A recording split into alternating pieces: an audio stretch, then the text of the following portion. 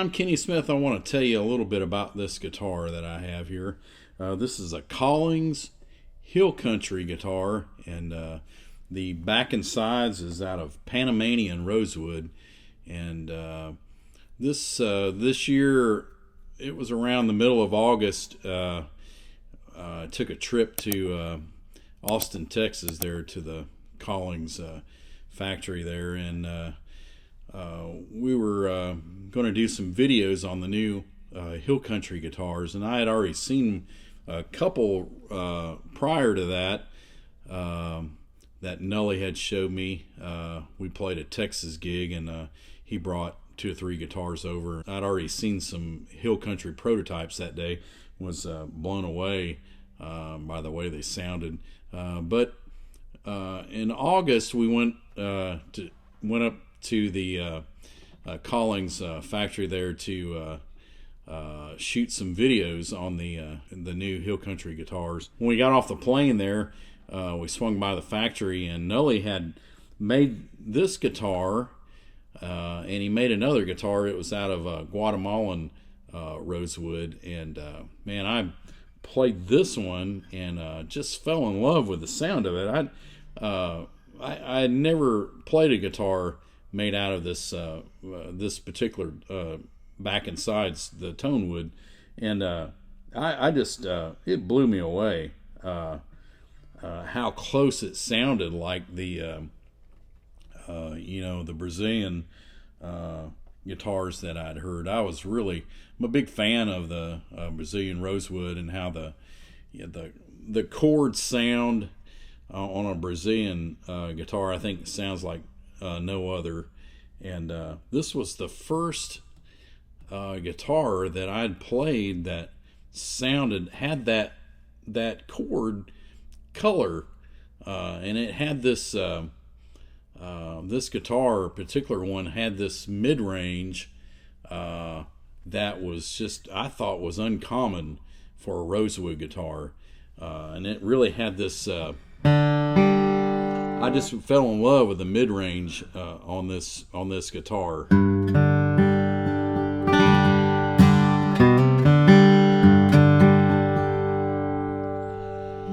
And man, when I first picked it up, I thought, man, this guitar has a ton of potential, and it just seemed like it was open sounding too, that I just really loved. And I love the low E. Has a lush kind of a,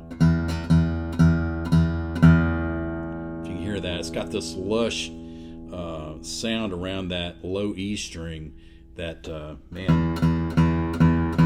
I kept going back to that. But the chord sound just really,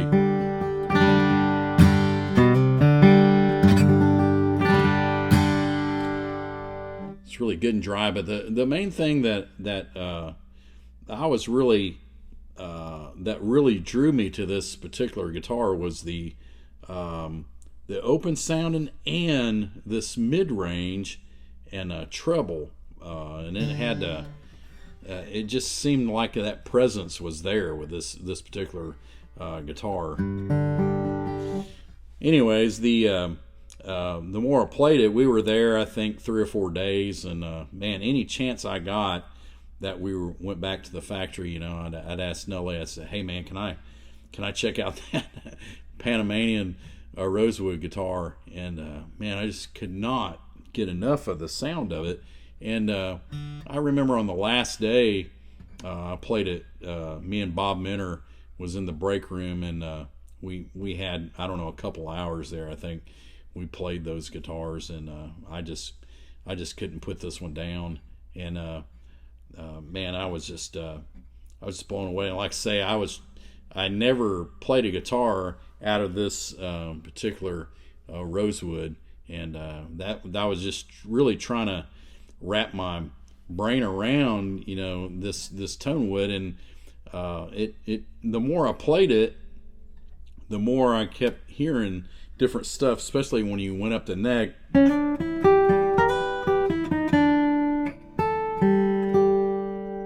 There's a certain color that kind of wraps around those notes up the neck.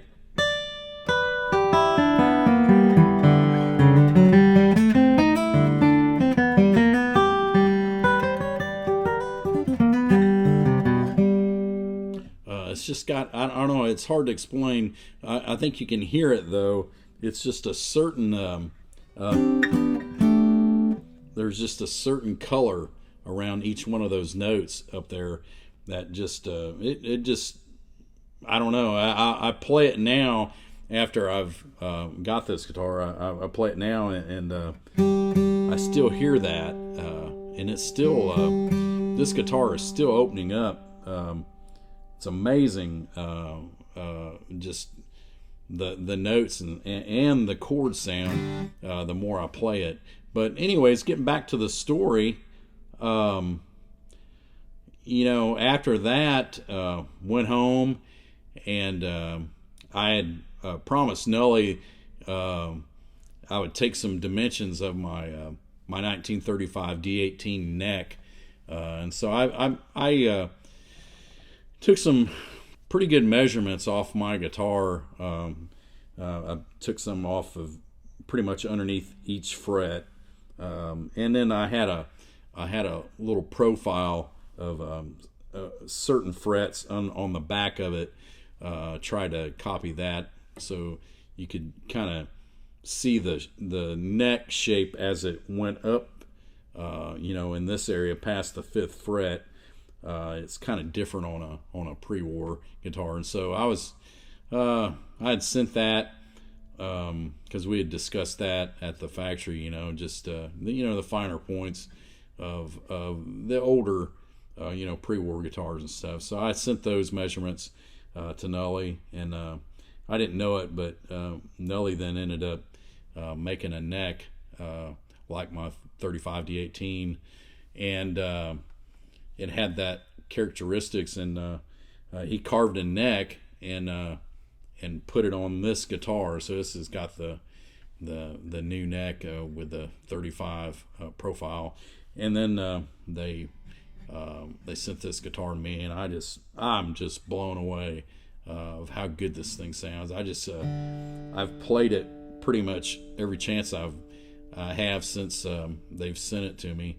Like I say, we went up there and did the videos in August, and ended up getting the guitar probably about a month after that, or it might have been a little bit longer. But the first gig, that the first week I got the guitar, I ended up taking it to Galax, Virginia. We had a gig up there, and I brought my old D18 and planning on playing it that gig, and man, I ended up just to hear how it would sound over a mic. I brought the Hill Country to the sound check, and man, I played it for like 2 or 3 songs there at the end just to hear what it was going to sound. It sounded so good over the mic. I ended up playing it the rest of the night, both sets there at Galax, and it was just it had no problems micing. Man, it really sounded great. We have in-ear monitors, and I just couldn't believe how well I could hear the guitar over the mic. And that's kind of a true test for me, is in a live situation, first of all, can you hear the guitar, and then second of all, can the instrument be mic'd without any much problems. And I just kind of figured with that mid-range presence that it had, I felt like it was going to be a pretty good guitar over the mic. But I was amazed when I actually got there and played over the mic, and so were my bandmates. Amanda, she goes, wow, I can't believe how well this guitar mics. I was quite surprised when I played it that night, and like I say, it made everything come together. I think at that moment when I actually got to play it on the gig. And I see your smile, can't stop to talk to me a while.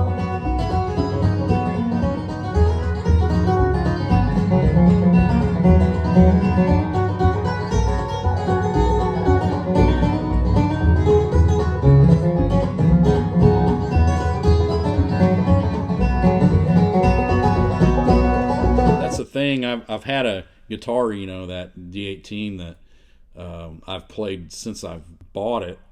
In 1995, I bought that 1935 D18, and that's been my main guitar. And I've always used different guitars on the road. If I had to fly, and I've used several ones, but I feel like this one. I feel like this one has been the closest one that I really felt like it had the tone and everything about it, the way it mics and everything like my old one. And I'm really tickled. I'm really happy that anytime you find a substitute that inspires you like my old guitar. And like I say, I'm speaking to the people that own vintage guitars. There's just so a vintage guitar has a dryness, it has a character, it has a tone, and I feel like this guitar has that. I really feel like it has a vintage tone, and the character of it is far beyond the years of how old this guitar is. Like I say, this thing's pretty much brand new, 2024. So I am so excited about the Hill Country Collings guitars, and through this one I'm kind of living it, because most of the time when a guitar manufacturer comes out with a new model, it may look different, but a lot of times they don't sound different. And I feel like these guitars sound different. They have a different profile on the top. I think what they're doing now on this model is really I would say groundbreaking for Collings, because it is a totally different sound profile than the regular traditional, or the regular Collings models. I think this is definitely a step beyond that some of those others. And I've loved the other models. I've owned quite a few Collings over the years. I bought my first one 1993 D1 that I dearly love. That guitar has been a special guitar to me for a long time. But I tell you, this one here, I have that same feeling with this guitar that I did with the 1993. But this is a totally different. This is a totally different guitar. I feel like this one, just right from the first time I played it, was years beyond the when it was made. I was not expecting it to have the kind of things that I like hearing in a guitar. That kind of that airy sound, and the color of that chord.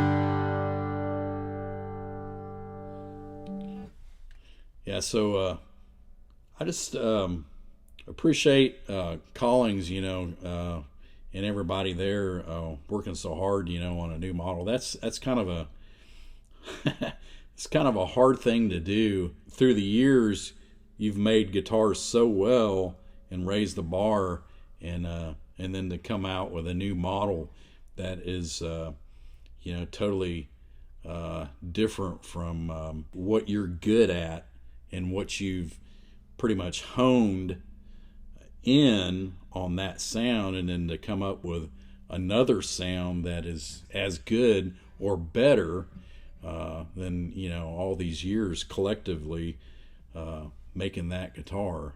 It's amazing to me they came up with a new profile sound and that just made them raise the bar even higher than than where they were already at. I'm just my hat's off to them. I've been playing vintage guitars for a long time, but I've always loved Collings guitars, and one thing I can say about that through the years, they have really been consistent. That means a lot to me because, like I say, I've been hearing those guitars since 1993. Is when I really got my first one and really kind of caught the Collings bug. It was just like, man, that I bought my first one at 1993, and I just that D1. I lived with it, and once you live with one, I mean, it's you kind of figure out what they're all about. And the more you look at it, the more you hear it. It's their own thing, and I feel like this guitar. I'm comparing it to an old guitar, but there again, it's got its own thing.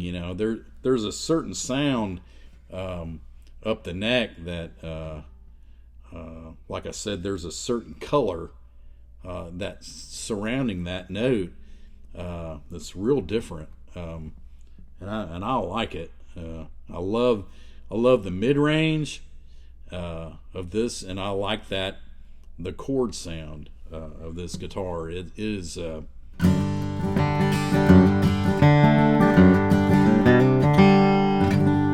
it's really unique, and I don't know. It's got plenty of volume. It's got projection. It's got everything checked off my list, and I absolutely love this guitar. All right, you can see that Collings stamp there on the back of the headstock. I love that. That's a good style. A good shot of the volute on the back. They really do a good job on this. Nice sharp lines, which is really hard to do.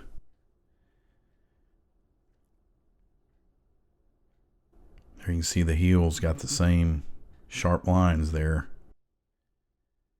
Now we're getting on up to the back here made out of this Panamanian Rosewood. And I love this reddish hue. It reminds me so much of the old Brazilian. And you can see that this particular piece is figured on both sides of the back strip there.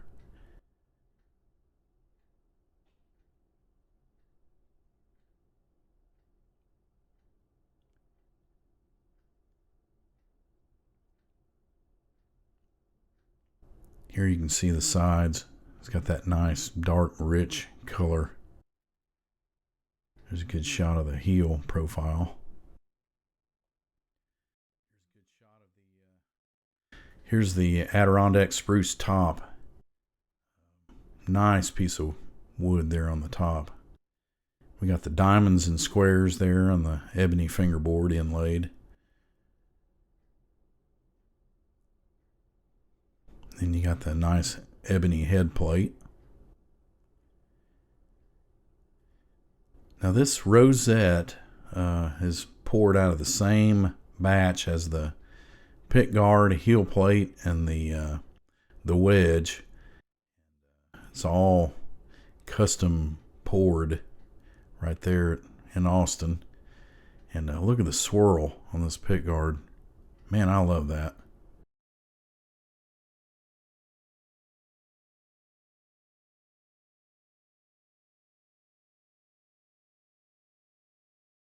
Here you get a nice petite bridge